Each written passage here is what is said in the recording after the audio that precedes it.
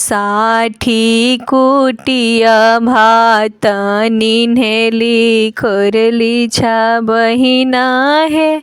बहिना मुंगिया के दल दरी के निन्हेली गोधन भैया पाहुना है।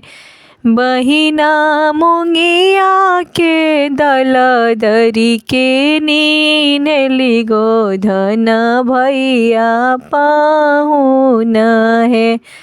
हल्दी जेवा गोधन भैया है। भैया सब सखी गैलिया गुआई त हम पछुआई भी है। भैया सब सखी गैलिया गुआई त हम पछुआई भी है। चुप होख खोरली छा बहिना है। बहिना एके टपे गोरा दौराई बिसखी के बिला माई भी है।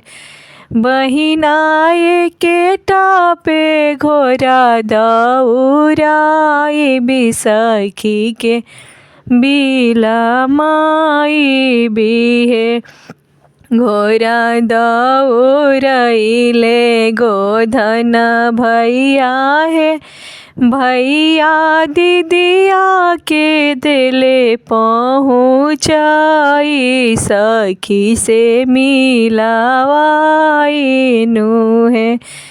भैया दीदिया के दिले पहुँचाई सखी से मिलावाई नु है।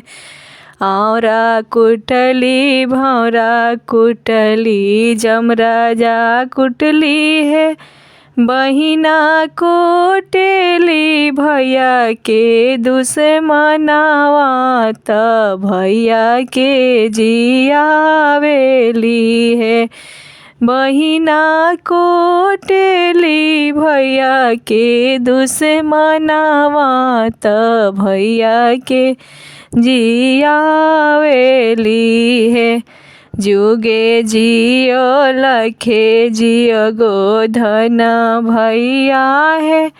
भैया बऊजी के बरहोए हवा त नैहर मोर सोहावन लागे है। भैया भौजी के बरहोए हवा त नैहर मोर सोहावन लागे है।